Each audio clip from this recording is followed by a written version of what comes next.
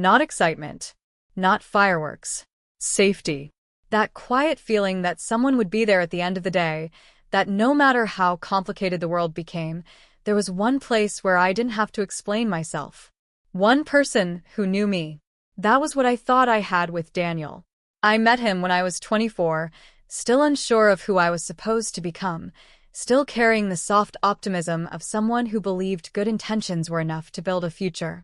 I had just moved to Chicago for work, fresh out of college, living in a tiny apartment that smelled faintly of old paint and burnt coffee. My life felt small but hopeful, like a blank page. Daniel walked into that blank page like a confident sentence already written. He was older than me by 6 years, steady, articulate, the kind of man who spoke with certainty even when he was wrong. He worked in finance, wore clean suits, and always seemed to know where he was going. On our first date, he asked questions that made me feel seen. "What do you want your life to look like in 10 years?" he asked, leaning back in his chair like the answer mattered. I told him the truth. "I want peace," I said. "I want to wake up and not feel like I'm running late for a life I don't recognize." He smiled like I'd said something profound. "That's rare," he replied. "Most people don't know what they want." I didn't realize then how badly I wanted to be chosen by someone like him. How deeply I wanted his approval, his certainty, his calm.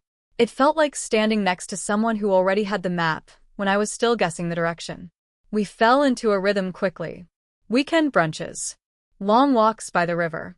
Text messages that started with good morning and ended with good night. He remembered my coffee order, noticed when I was quiet, held my hand in public with an ease that made me feel claimed in the best way. When he told me he loved me for the first time, it was in his apartment late at night. After a long conversation about nothing and everything, he said it softly, without drama, like a fact he had already accepted. "I love you," he said. "I've known for a while." I didn't hesitate.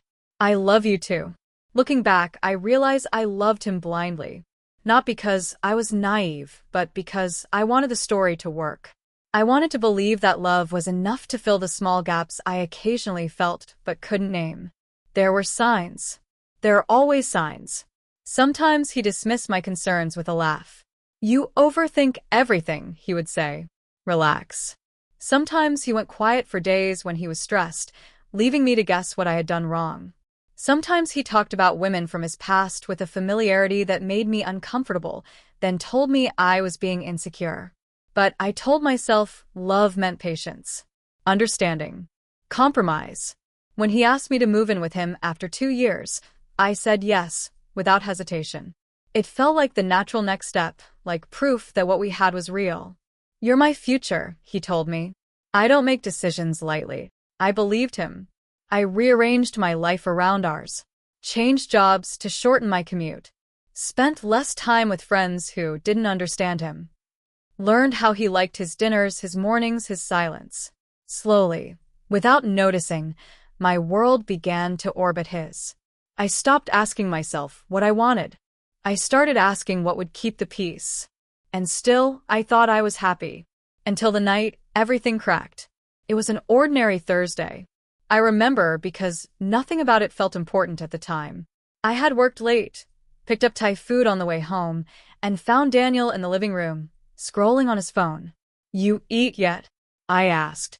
"Not hungry," he said, barely looking up. I went to the kitchen, unpacked the food, and felt that familiar ache of distance that had been growing between us for months. We were together but not connected, living in the same space, breathing different air. When his phone buzzed on the couch, he stood up too quickly.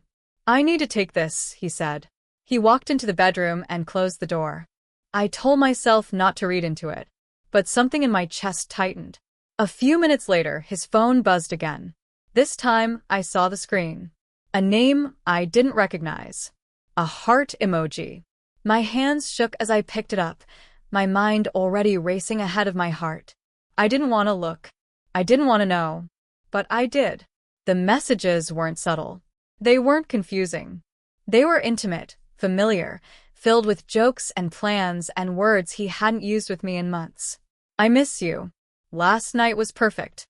I wish I was with you right now." My breath caught in my throat. When he came out of the bedroom and saw me holding his phone, the color drained from his face. "It's not what you think," he said immediately. And just like that, the life I thought I knew split open.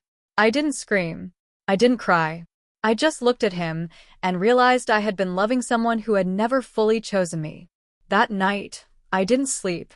I lay awake, staring at the ceiling, replaying every moment, every excuse I had made for him, every time I had silenced my own intuition to keep the story intact. By morning, I knew one thing for sure. Love had made me blind, but betrayal was about to teach me how to see. Sunlight crept through the curtains like it had every other day, indifferent to the fact that my entire world had collapsed overnight. I lay still, my body heavy, my mind exhausted from replaying the same moments on a loop. Daniel slept beside me like nothing had happened. That hurt more than the messages. The ease with which he slept, the calm rise and fall of his chest, made something sharp twist inside me. I wondered how many nights he had slept just as peacefully after lying to me. How many mornings he had woken up, kissed my forehead, and gone on with his day while carrying another life in his pocket. I got out of bed quietly and went to the bathroom. When I looked at myself in the mirror, I barely recognized the woman staring back. Her eyes were hollow. Her shoulders slumped. She looked like someone who had trusted too deeply. I splashed water on my face and tried to breathe. My hands were still shaking. My chest felt tight, like I had forgotten how to inhale fully. This was real. No amount of denial could soften it now. When Daniel finally woke up, he found me sitting at the kitchen table, untouched coffee growing cold in front of me. He paused in the doorway, already defensive. "You went through my phone," he said, not as a question. I looked up at him slowly. "You were cheating on me," I replied. My voice sounded distant, like it belonged to someone else. He exhaled sharply and ran a hand through his hair. "It wasn't cheating," he said. "It didn't mean anything." The audacity of the sentence stunned me. "It didn't mean anything?" I repeated. "You told her you missed her. You made plans with her." He crossed his arms. "You're blowing this out of proportion," he said.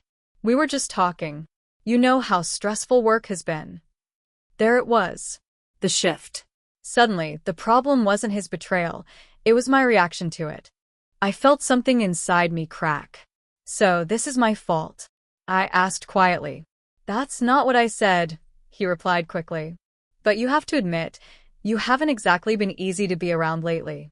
The words landed like a slap. Easy. As if love was supposed to be convenient. As if my emotions were an inconvenience he had been forced to escape. I stood up, my legs unsteady.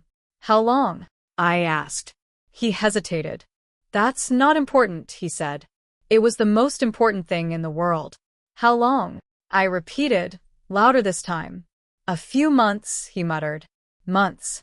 While we planned vacations. While I cooked his dinners. While I believed we were just going through a phase." I felt nauseous. "Did you love her?" I asked. He scoffed. "Don't be dramatic."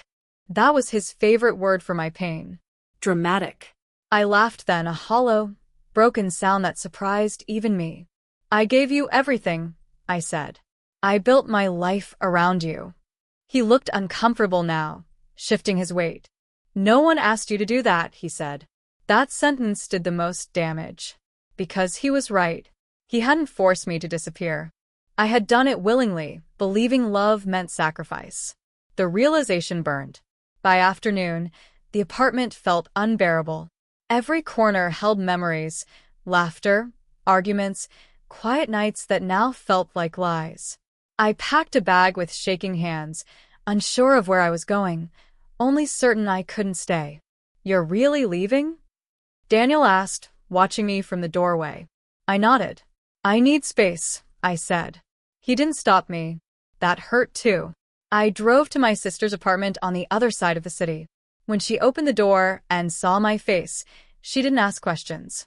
She pulled me into her arms, and for the first time since the night before, I cried. I cried until my body ached, until the grief spilled out of me in waves. In the days that followed, the truth settled in slowly. Not just the truth about his betrayal, but the truth about myself. I had ignored my instincts. I had mistaken control for care. I had confused consistency with commitment. Daniel called, texted, apologized in vague ways that never fully took responsibility. I never meant to hurt you. I don't want to lose you. I made a mistake. But his apologies were always followed by explanations, justifications, excuses. And I began to see the pattern clearly for the first time. He wasn't sorry he betrayed me. He was sorry he got caught. That realization hurt, but it also grounded me. For the first time in years, I stopped trying to fix the relationship. I started trying to understand myself. Late at night, lying on my sister's couch, I asked questions I had avoided for too long. Why had I stayed so quiet? Why had I accepted so little? Why had I believed love required me to shrink? The answers weren't easy, but they were honest. And honesty, I learned, was the first step toward freedom. By the end of that week, I knew one thing with absolute clarity. I couldn't go back. Not because I didn't love him, but because loving him had cost me myself. And this time, I wasn't willing to pay that price again. Not the kind of silence that comes with peace, but the heavy, echoing kind that reminds you of everything that's missing. In my sister's apartment, nights felt endless. The city outside kept moving, cars passing, people laughing, sirens in the distance, while I lay awake on the couch, staring at the ceiling, wondering how a life could fall apart so quietly. No shouting. No dramatic goodbye. Just absence. In the beginning, my body reacted before my mind could catch up. I reached for my phone constantly, forgetting for a split second that there was no one waiting on the other end. Every vibration made my heart jump. Sometimes it was him. Sometimes it wasn't. Either way, it hurt. Daniel's messages came in waves. I miss you. Can we talk? I've been thinking about us. I read them without replying, my thumb hovering over the screen like it was holding something fragile. Part of me wanted to run back, not because I believed him, but because the familiarity felt safer than the unknown. That terrified me. I realized then that I wasn't just grieving a relationship. I was grieving the version of myself that had existed inside it. During the day, I tried to function like a normal person. I went to work, answered emails, sat through meetings where people discussed deadlines and quarterly goals as if my world hadn't imploded. I nodded at the right moments, smiled when required, and counted the hours until I could go home and fall apart privately. My coworkers noticed. "You okay?" One of them asked gently one afternoon. "Just tired," I lied. Tired felt easier than broken. Food lost its taste. Music felt too loud. Even small decisions, what to wear, what to eat, exhausted me. It was as if my brain had been running on emergency power for years and had finally shut down. At night, memories ambushed me. The way he used to rest his hand on my back while we walked. The sound of his laughter when something genuinely amused him. The plans we made, trips we never took, conversations about a future that no longer existed. I wondered if he missed me the same way. Then I remembered the messages, the ease with which he had replaced my presence. And the ache turned into something sharper. Shame. Shame for not seeing it sooner. Shame for staying. Shame for loving someone who didn't protect my heart. One evening, my sister found me sitting on the floor of the bathroom, crying silently. "You don't have to be strong here," she said, sitting beside me. Her words cracked something open. "I don't know who I am without him," I whispered. She didn't rush to reassure me. "That makes sense," she said. "You built your life around him. It's going to take time to rebuild it around yourself." Time. I hated that word. I wanted a shortcut, a moment where everything made sense again, where the pain turned off like a switch. But healing didn't work that way. The first real step came quietly. One morning, instead of scrolling through old photos, I opened a notebook my sister had left on the coffee table. On the first page, I wrote a question I had been avoiding. What do I want separate from him? The page stayed blank for a long time. I stared at it, realizing how little I knew the answer. Eventually, I wrote one word. Peace. It was the same answer I had given Daniel years ago. The irony didn't escape me. Slowly, I started doing small things that belonged only to me. Morning walks without headphones. Cooking meals I liked, not meals he preferred. Saying no without explaining myself. These choices felt insignificant, but they were revolutionary. Some days were better than others. Some days I felt almost okay. Other days I missed him so badly it felt physical. Healing wasn't linear. It was a series of steps forward and backward, of strength followed by collapse. Daniel showed up at my sister's place one afternoon without warning. "I just want to talk," he said, standing in the hallway. Trips we never took, conversations about a future that no longer existed. I wondered if he missed me the same way. Then I remembered the messages. The ease with which he had replaced my presence. And the ache turned into something sharper. Shame. Shame for not seeing it sooner. Shame for staying. Shame for loving someone who didn't protect my heart. One evening, my sister found me sitting on the floor of the bathroom, crying silently. "You don't have to be strong here," she said, sitting beside me. Her words cracked something open. "I don't know who I am without him," I whispered. She didn't rush to reassure me. "That makes sense," she said. "You built your life around him. It's going to take time to rebuild it around yourself." Time. I hated that word. I wanted a shortcut. A moment where everything made sense again. Where the pain turned off like a switch. But healing didn't work that way. The first real step came quietly. One morning, instead of scrolling through old photos, I opened a notebook my sister had left on the coffee table. On the first page, I wrote a question I had been avoiding. What do I want separate from him? The page stayed blank for a long time. I stared at it, realizing how little I knew the answer. Eventually, I wrote one word. Peace. It was the same answer I had given Daniel years ago. The irony didn't escape me. Slowly, I started doing small things that belonged only to me. Morning walks without headphones. Cooking meals I liked, not meals he preferred. Saying no without explaining myself. These choices felt insignificant, but they were revolutionary. Some days were better than others. Some days I felt almost okay. Other days I missed him so badly it felt physical. Healing wasn't linear. It was a series of steps forward and backward, of strength followed by collapse. Daniel showed up at my sister's place one afternoon without warning. "I just want to talk," he said, standing in the hallway. I looked at him and felt nothing. Not love. Not anger. Just distance. "I can't," I said. "Why?" he asked, frustration slipping into his voice. "Because every time I listen to you," I replied, "I forget myself." He stared at me like he didn't recognize the woman standing in front of him. Maybe he didn't. After he left, my hands shook, but I didn't chase him. That night, for the first time since the betrayal, I slept through until morning. It wasn't happiness, but it was peace. And it was enough to keep going. It felt exhausting. There were no dramatic breakthroughs, no sudden moments where everything clicked into place. Just a quiet, relentless effort to put one foot in front of the other. Even on days when getting out of bed felt like a victory. After 2 weeks on my sister's couch, reality began knocking louder. I needed my own space. My own income. My own life. I found a small studio apartment on the edge of the city. It wasn't pretty. The walls were thin, the kitchen barely big enough for one person, but it was mine. The first night I slept there, surrounded by half-unpacked boxes, I cried again. Not because I missed him, but because this was the first thing I had chosen entirely for myself. I threw myself into work, not out of ambition but necessity. The distraction helped.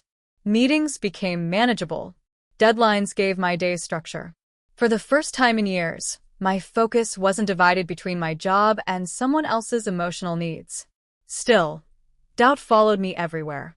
Was I doing the right thing? Had I given up too easily?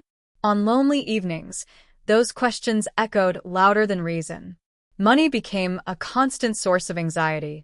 I had shared expenses for so long that budgeting for one felt overwhelming. I tracked every dollar, skipped dinners out, learned the difference between wants and needs. Pride had no place in survival.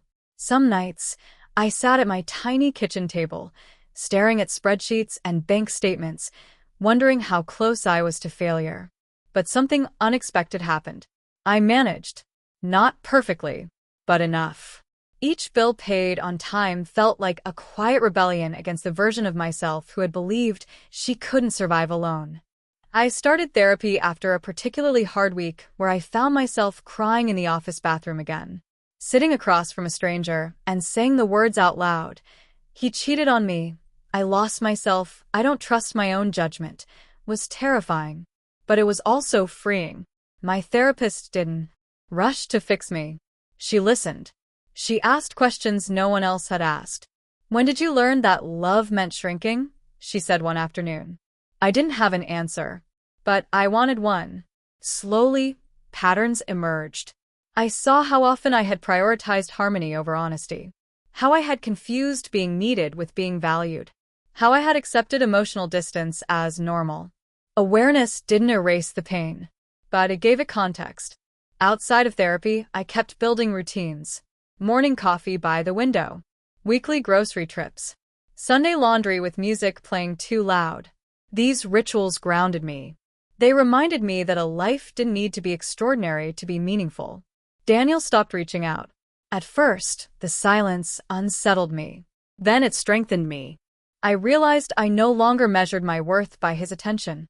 One evening, while cleaning out an old box, I found a journal from years earlier. Inside were pages filled with dreams I had written down long before Daniel, ideas about traveling, learning new skills, building a career that excited me. I had forgotten that woman, but she hadn't disappeared. She had just been waiting. That night, I updated my resume. A week later, I applied for a role I once would have convinced myself I wasn't ready for. When I got the interview, my hands shook. When I got the job offer, I cried. Not because it solved everything, but because it proved something crucial. I was capable, independent, whole. The rebuilding wasn't glamorous. It was quiet, lonely, Hard. but with every small win, I felt something returning. Confidence. Not the loud kind, the steady kind. And for the first time since the betrayal, I began to believe that my life wasn't ending. It was just beginning again. IT crept in quietly, disguised as routine, discipline, and moments of choosing myself when no one was watching. The new job demanded more from me. Longer hours, sharper focus, confidence I wasn't sure I possessed yet. In meetings, my voice trembled at first. I second-guessed my opinions. I apologized too often. Then one day, I didn't. I spoke clearly. I held eye contact. I trusted my preparation. No one interrupted me. No one questioned my place at the table. I walked back to my desk afterward, heart racing, and realized something profound. I had spent years dimming myself for someone who could meet my light. Outside of work, my life began to expand in small but meaningful ways. I reconnected with friends I had slowly drifted away from, women who welcomed me back without judgment, without questions. "I missed you," one of them said over coffee. "I miss myself too," I replied, surprising us both. I started saying yes to experiences that scared me. A solo weekend trip, a public speaking workshop, a fitness class where I knew no one. Each time I showed up, I proved something to myself. I could be uncomfortable and survive it. Therapy continued to peel back layers I hadn't known were there. I learned to recognize emotional red flags, not just in others, but in myself. The urge to overexplain, the instinct to fix, the fear of being too much. Slowly, those instincts loosened their grip. One afternoon, months after the betrayal, I ran into Daniel unexpectedly at a grocery store. He looked the same. I didn't. We exchanged polite hellos, the kind reserved for strangers who share a past. "You seem good," he said, uncertain. "I am," I replied. And I meant it. There was no rush of anger, no desire to prove anything, just clarity. Walking away from him that day felt different than before. Lighter, like closing a door that no longer led anywhere. That night, I reflected on the woman I had been when I loved him blindly. She wasn't foolish. She was hopeful. She believed in connection, in loyalty, in building something together. I didn't regret her, but I had outgrown her. Success, I learned, wasn't about revenge or validation. It was about alignment, living a life that didn't require me to abandon myself. I stopped waiting for closure. I became it. Opportunities followed, not magically, but steadily. Recognition at work. Financial stability. A sense of purpose that wasn't tied to another person's approval. One evening, standing in my apartment, I caught my reflection in the mirror. I stood taller. My eyes were clearer. I smiled, not because everything was perfect, but because I trusted myself again. That trust was my real success. And it was unbreakable. People often think transformation is loud, that it announces itself with dramatic victories and visible success. Mine didn't. Mine arrived quietly, in the way I woke up without dread, in the calm I felt driving to work, in the fact that my happiness no longer depended on someone else's consistency. A year passed. Then another. Life didn't suddenly become perfect, but it became honest. I moved into a better apartment, not because I needed to prove anything, but because I could. The walls were brighter. The windows let in more light. I filled the space with things that reflected who I was now, not who I had tried to be for someone else. At work, I was no longer just surviving. I was respected. My ideas carried weight. My confidence wasn't forced. It was earned through showing up, learning, failing, and trying again. Success stopped feeling like something borrowed. It felt deserved. Sometimes people asked about my past. About my marriage. About how I ended up here. I learned to answer without bitterness. I went through something that taught me who I am. I would say, that was enough. Love returned to my life slowly. Not in the form of a man, but in the form of peace. Peace in my routines. Peace in my boundaries. Peace in knowing that I could walk away from anything that asked me to abandon myself. When I eventually dated again, it was different. I listened more closely to actions, to patterns, to my intuition. I didn't ignore discomfort just to keep someone. I didn't chase. Issues. And if someone couldn't meet me where I stood, I let them go. There was no anger in that. Just clarity. One evening, sitting alone on my balcony, watching the city lights flicker on one by one, I thought about the woman I used to be. The woman who loved blindly. The woman who believed endurance was the same as devotion. I felt compassion for her, because she survived something that could have destroyed her. Betrayal had shattered my illusions, but it had also given me vision. It taught me the difference between attachment and love, between loneliness and connection, between sacrifice and self-respect. I realized then that the man who betrayed me was no longer the center of my story. He was a chapter, an important one, but not the ending. The ending belonged to me, to the woman who rebuilt quietly, who learned to trust herself again, who stood on her own feet and discovered she was stronger than she had ever been told. If there is one truth I carry forward, it is this. Loving someone blindly does not make you weak. Staying blind after betrayal does. Opening your eyes, even when it hurts, is an act of courage. And sometimes, the greatest success a woman achieves is not wealth, or status, or recognition. It is becoming a woman who will never abandon herself again. That is the woman I became. And she is unstoppable.